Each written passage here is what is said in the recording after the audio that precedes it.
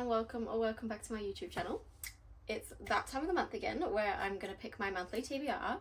It's actually 6 days into the month, but that's besides the point. We're starting late. We're starting late with everything this year.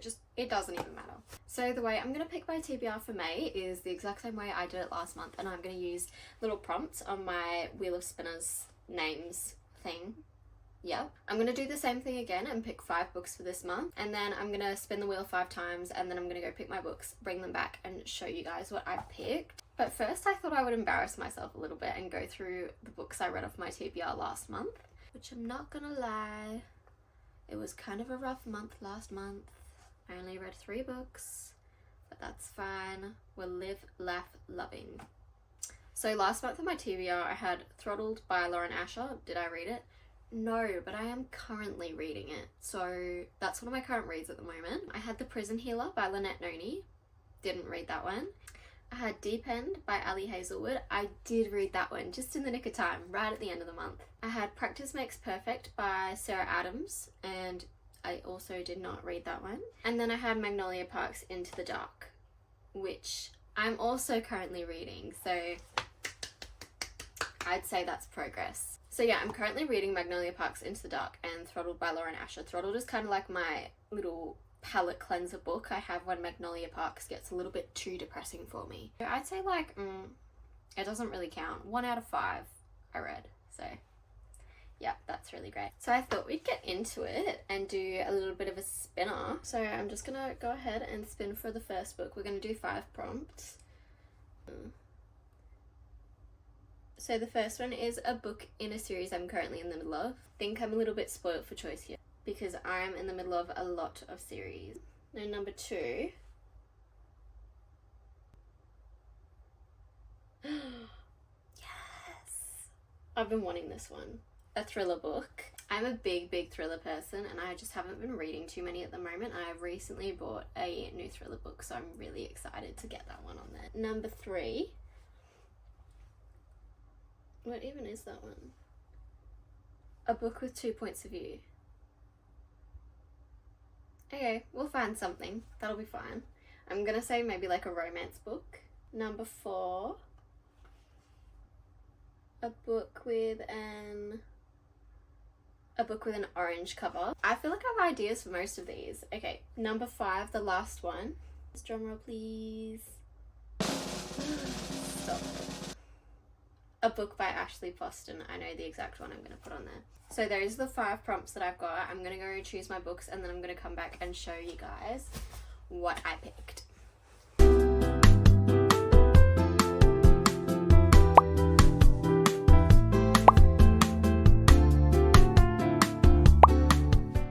We are back. I've got my 5 books all picked out. Actually did not take me long at all. The first prompt that I had was a book in a series I'm currently in the middle of. I would say this is a series in my eyes. Duology is a series to me, so as long as there's more than one book.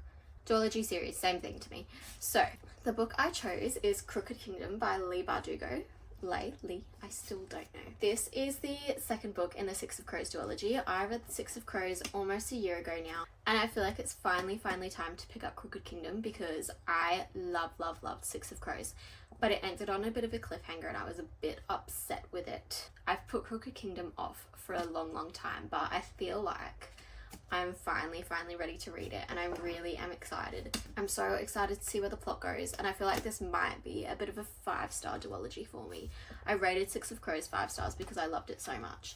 Also, this book is really floppy and I love it. I just can't wait to see what happens with all the characters and where it goes, and I feel like I'm so emotionally attached to these characters even though it's only a duology.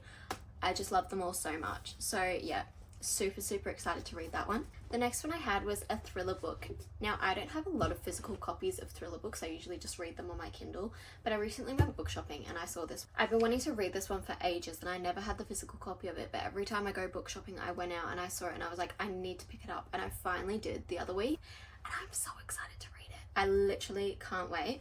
I've heard so many good things about it and I feel like it's also one of the OG BookTok books, and also I just love a paperback, so when I have the opportunity to buy a paperback and read a paperback, I will. The book is The Silent Patient by Alex, I can't pronounce this last name, Michaelides. McLeeds? I don't know. This one is about a woman who shot her husband, and she hasn't spoken a word since then, and that was 6 years ago. And since then, she hasn't spoken a word. No one knows why she did it, what was going through her head, what happened. I think it might be to do with like a reporter or something, or an interviewer, and they go in, and then she finally starts speaking to them. I feel like this is going to be so interesting, and it's actually pretty short. It's only just about 300 pages, so I feel like this is going to be such an easy, fun little read for me.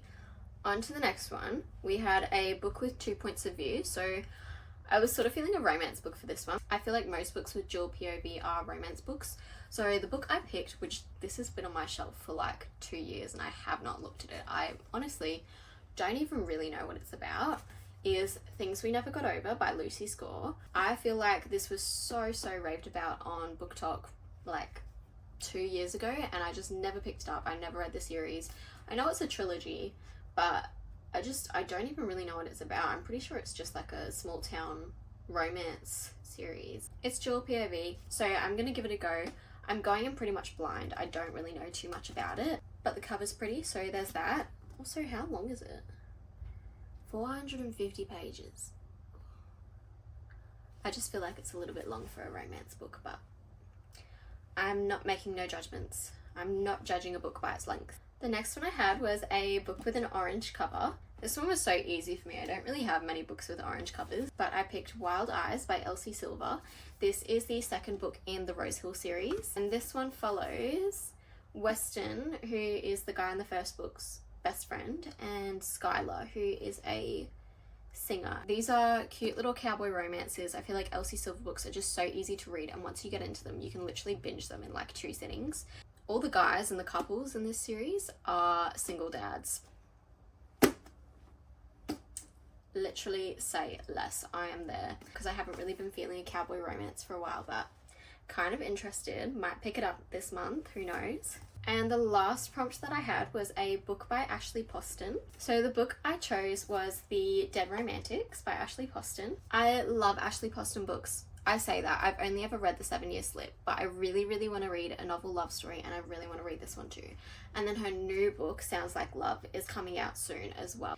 I really want to read a few more Ashley Poston books because I feel like I've just sort of been ignoring her. I feel like she's so great and I just never pick it up. I always want to, and I just never get round to it. So the whole thing with Ashley Poston's books is she writes magical realism books, so they're set in like normal everyday life, but they have a little bit of a twist to them. So for this one, our main character is a ghostwriter with a big problem. So she heads back to her hometown, and then she ends up seeing a ghost on her front door, and I'm pretty sure she starts to fall for the ghost.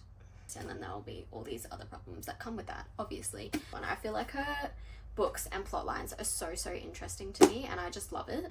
It's not full fantasy, but it's still just a little bit different than a normal romance book. One more book that is not out yet, but it comes out this month, and there is no way I'm not reading it, is Releasing 10 by Chloe Walsh. The new book in the Boys of Tommen series. Honestly, like, who saw that coming? Not me. Literally, surprise. Best year ever. I'm so excited. I'm gonna have to book the day off work for it because I'm gonna be binging that in one sitting. I'm not the biggest fan of Lizzie because of her past actions in these books, but all in all, it's still a Boys of Tommen book, and I'm still super excited, and I hope she has some redemption in it. So that is, I guess, number 6, because there's no way I'm not reading that.